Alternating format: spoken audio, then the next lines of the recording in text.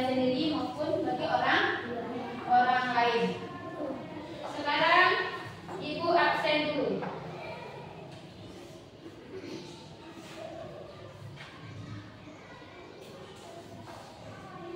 Aisyah Zahira hadir. Al-Jalul Siddiqi hadir. Az-Zahra Andini Bagus Sarumpain hadir.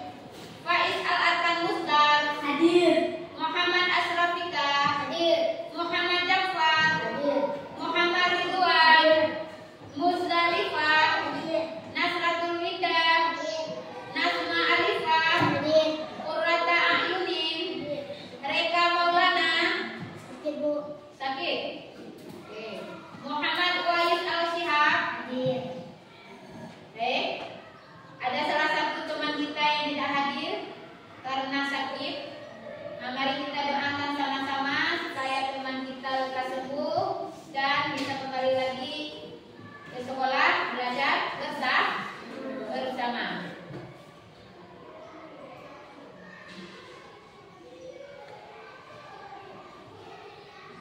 Apa kabarnya? Sehat-sehat Bu. Bagaimana moodnya? Bagus-bagus Bu. Mari kita fokus. Yes, yes, yes.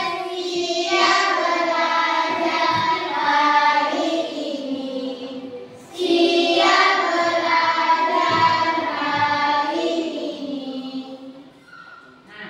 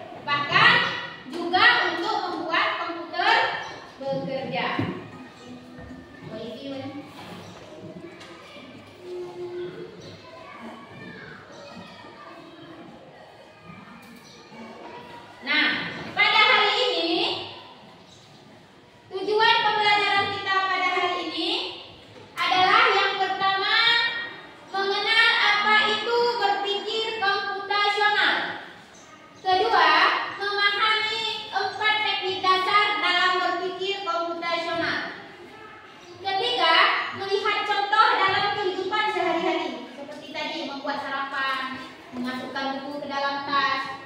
Kemudian mengetahui manfaat dan penerapan berpikir komputasional. Nah, jadi pada hari ini kita akan belajar tentang apa, Ibu? KKA itu kepanjangannya apa? KKA itu coding dan kecerdasan artifisial. Jadi berpikir komputasional pada hari ini ya, kita belajar cara berpikir komputasional atau cara berpikir kita seperti komputer. Nah, apa itu berpikir komputasional? Berpikir komputasional adalah cara memecahkan masalah seperti komputer, yaitu dengan langkah-langkah yang jelas dan teratur. Kita belajar memecah masalah besar menjadi kecil, mencari pola, membuat solusi yang bisa digunakan berulang-ulang. Atau berpikir komputasional itu adalah proses berpikir untuk menyelesaikan masalah dengan efektif dan efisien.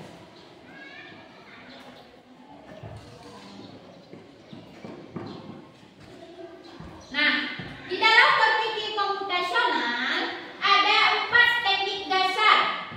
Ya, ada 4 teknik dasar berpikir komputasional. Yang pertama ada istilahnya dalam bahasa Inggris decomposition, atau dalam bahasa Indonesia itu dekomposisi.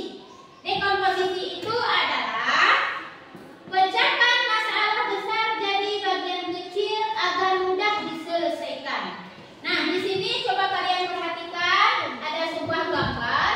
Orang ini main, ada mainannya warna-warni. Mereka mau menyusun permainan itu agar tidak berserak berkabut. Bagaimana caranya? Dengan cara dekomposisi, pecah masalah besar menjadi bagian kecil. Jadi mainan itu karena banyak warnanya, bagaimana caranya kita menyelesaikannya? Diatur? Jadi sesuai warna, bagus. Diatur sesuai warna. Ini ada warna apa aja nih? Warna merah, warna hijau, warna kuning, ada biru. Nah, ketika kita mau menyusun sebanyak mainan yang warna-warni atau nanti ada kelereng warna-warni, bagaimana cara kita menyusun? Kita pisahkan sesuai dengan warna. Warna merah sama warna merah kumpulnya. Warna hijau dengan warna hijau. Warna biru dengan warna biru. Nah, jadi masalah yang besar tadi kita kecilkan dengan bagian-bagian tadi sesuai warna. Atau contoh dalam kehidupan kita tiap hari kita lakukan. Kalian ada tugas pikir nggak tiap hari? Berapa orang satu hari? 4. Itu kan masalahnya kita membersihkan ruang kelas. Jadi ada 4 satu hari, piket itu ada 4 orang. Bagaimana cara kita selesaikan? Iya, bagus, membagi tugas. Yang satu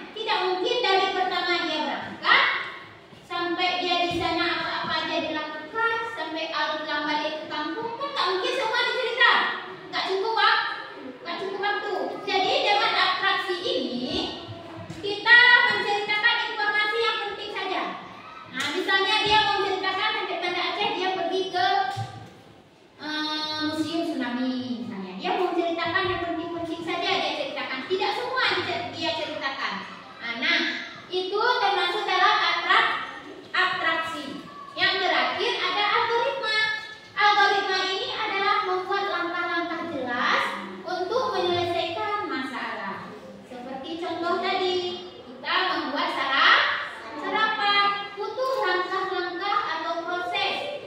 Nah, yang butuh langkah-langkah itu termasuk ke dalam algoritma.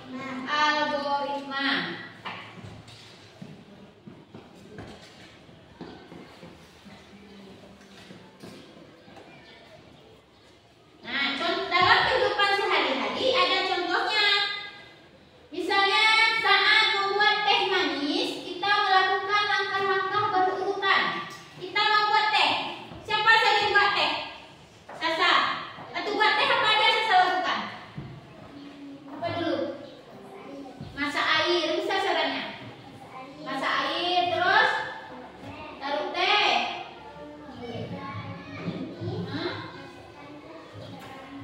Masukkan air ke dalam gelas, terus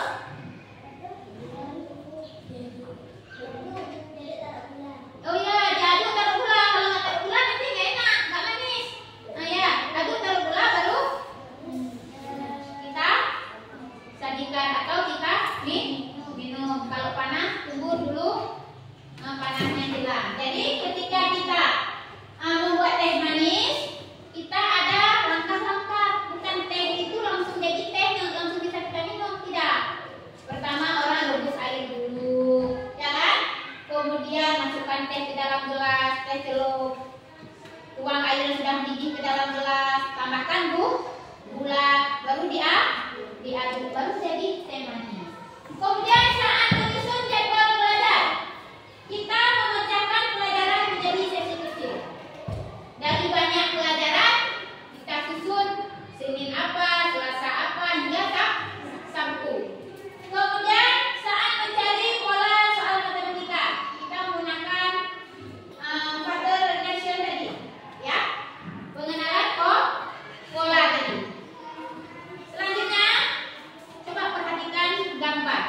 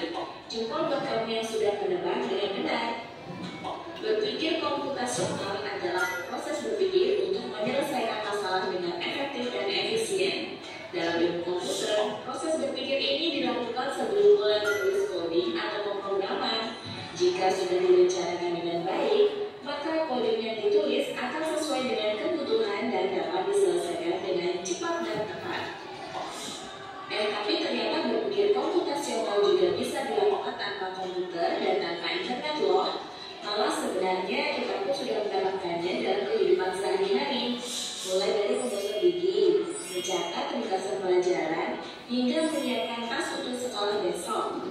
Wah, kalau kita sudah bisa menerapkannya setiap hari, berarti kita semua sudah mahir dong. Belum tentu. Contoh-contoh tadi kan menerapkan berpikir komputasional pada masalah yang sederhana. Masih banyak nih masalah yang lebih kompleks, seperti misalnya mengatur keuangan bulanan, apa yang harus dilakukan kalau kamu tersesat di tempat baru, hingga memilih jurusan dan karir. Lalu yang lebih penting lagi, ketika kamu dewasa nanti, kamu akan menghadapi era industri 4 dan bahkan 5. Di sini kamu perlu kecakapan untuk memanfaatkan dunia digital, mulai dari mencari dan memilah informasi yang kamu perlukan, hingga menggunakan informasi itu untuk membuat keputusan penting dalam hidupmu. Menghadapi masalah kompleks kehidupan di masa sekarang dan masa depan ini mirip seperti merencanakan coding yang sudah dibahas sebelumnya. Kuncinya adalah memahami masalah dengan tuntas dan mencari cara menyelesaikan yang efektif dan efisien. Nah, kalau begitu, bagaimana Anda tidak bisa berpikir komputasional? Sekarang kita bahas ya, 4 landasan dari berpikir komputasional. Yang pertama, dekomposisi. Dekomposisi artinya membagi masalah kompleks ke bagian yang lebih kecil agar mudah diselesaikan. Misalnya, kamu ditunjuk jadi ketua panitia lomba 17-an. Maka, untuk memudahkan pelaksanaan, kamu bisa menuju panitia bagian acara, konsumsi, publikasi, keamanan, dan lainnya. Yang kedua, pengenalan pola. Artinya mencari kesamaan dan pola di antara bagian-bagian masalah kompleks yang sudah dipecah. Misalnya, kamu hendak melipat dan menyimpan jemuran di rumah, maka kamu perlu bisa mengenali jemuran milik ayah, ibu, kamu, adik, dan milik bersama seperti spray, handuk, dan lainnya. Ini karena jemuran-jemuran itu perlu disimpan di tempat yang berbeda. Yang ketiga, abstraksi. Artinya fokus pada informasi yang penting saja, mengabaikan detail yang tidak diperlukan. Misalnya, kamu hendak menceritakan pengalamanmu berwisata ke luar kota. Tentunya kamu mengalami banyak hal dari mulai berangkat di bus, berfoto bersama, makan di restoran, menginap di hotel, hingga perjalanan pulang. Tapi nggak mungkin kan kamu ceritakan semua kejadian dengan detail pada teman-temannya. Pasti mereka bosan kalau kelamaan. Jadi kamu harus mencari beberapa kejadian yang menarik saja untuk diceritakan pada teman. Yang terakhir, algoritma. Artinya membuat langkah-langkah penyelesaian atau membuat aturan yang diikuti untuk menyelesaikan masalah. Misalnya kamu diberi daftar belanja di supermarket oleh ibu, ada minyak goreng, telur, roti, sayur, dan kopi. Lalu kamu harus buru-buru karena ibu sudah mau memasak dengan minyak goreng itu. Nah, kalau seperti ini, satu cara yang efisien misalnya boleh dengan mengambil barang yang paling dekat dari pintu masuk hingga terakhir yang paling dekat dengan kasir. Nah, itu dia 4 landasan berpikir komputasional yang perlu diterapkan untuk memecahkan masalah yang kompleks. Lalu berikutnya, apakah ada cara untuk mengasah kemampuan berpikir komputasional? Tentu ada. Selain bisa coba kamu terapkan ke masalah sehari-harimu, kamu bisa juga latihan soal untuk mengasahnya. Misalnya, gurumu akan memberikan soal-soal computational thinking di mata pelajaran matematika, bahasa Indonesia, dan IPAS dalam kurikulum mereka. Selain itu, kamu bisa ikut tantangan Bebas Indonesia juga. Yuk coba simak satu contoh soal computational thinking. Dalam bis studi wisata, ada 3 kelompok anak yang akan diadakan dengan tujuan berbeda. Bis berhenti pertama di restoran, lalu hotel, dan terakhir di museum. Hanya ada satu tempat penyimpanan koper di samping bis, yang hanya bisa dibuka dari satu pintu. Sopir bis ingin mengatur koper-koper penumpang hingga mudah dikeluarkan.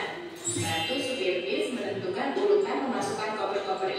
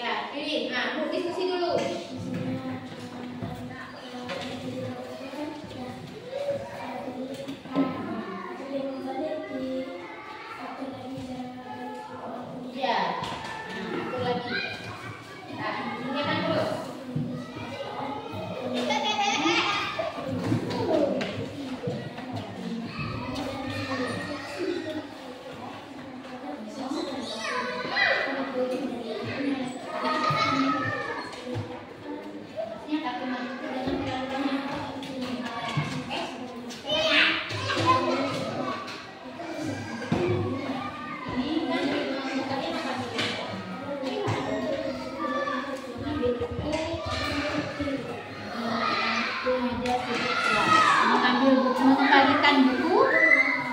Ya, misalnya ingin mengembalikan buku ke meja sebelah kanan. Ya, arahkan robotnya. Apa dulu yang dilakukan? Nah, pilih dengan kartu targetnya. Ya, silakan. Sudah boleh diambil ini. Kalau ini masalahnya dulu, diskusi tentang masalah dulu. Diskusi dulu apa ada yang perlu. Bisa tidak? Dari sini ke. Nah, coba di tulis diskusi dulu di sini. Apa aja yang perlu nanti dari satu dia satu di situ. Dari sini ke apa? Dulu pamannya. Kamu dulu satu apa yang harus kamu ambil? Ya, alih dulu. Ya.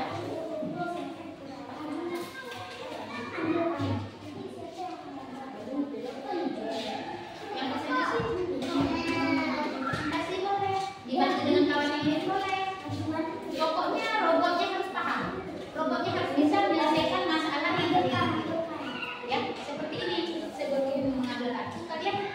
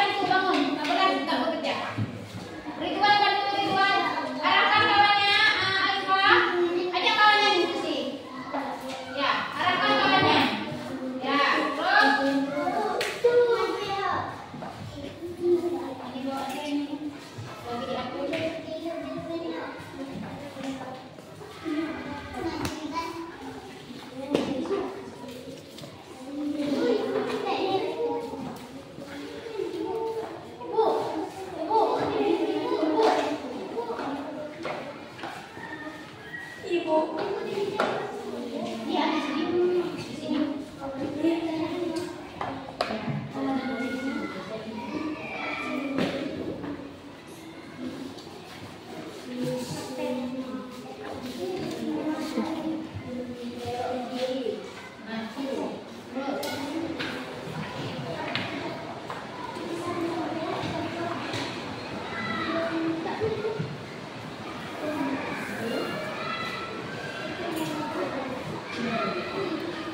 Mana taruhnya? Sini.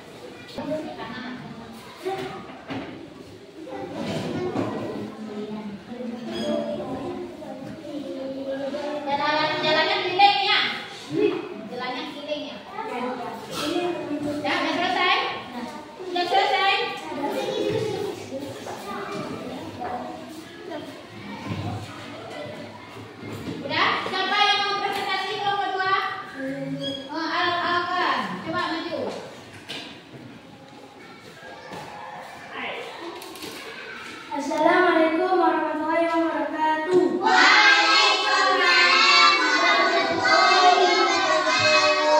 Kami dari kelompok 2 ingin mempresentasikan hasil kerja tugas kami. Dengan masalah yang dipilih mengumpulkan kertas tugas ke meja guru. Teman saya yang akan menjadi robot yang bernama Salsa.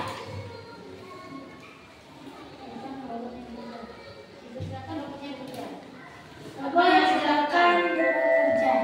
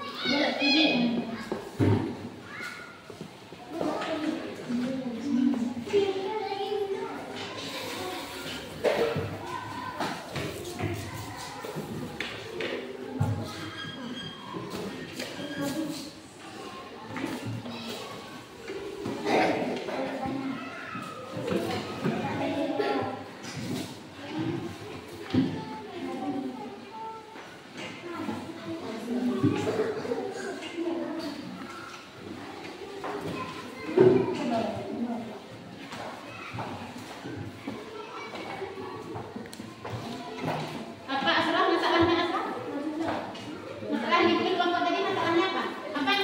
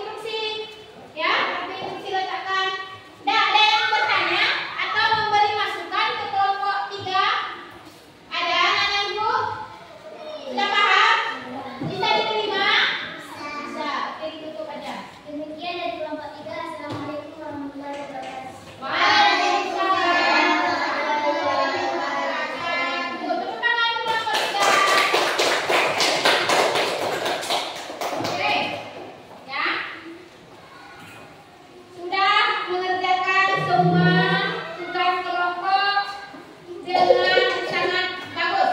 Silakan dibantu kelompok 3 mengambil kartunya kembali, letakkan ke kotak kartu.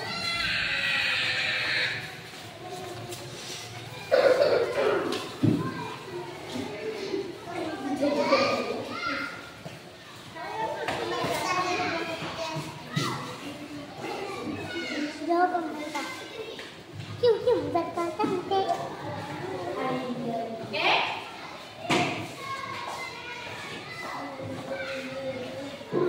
Sudah?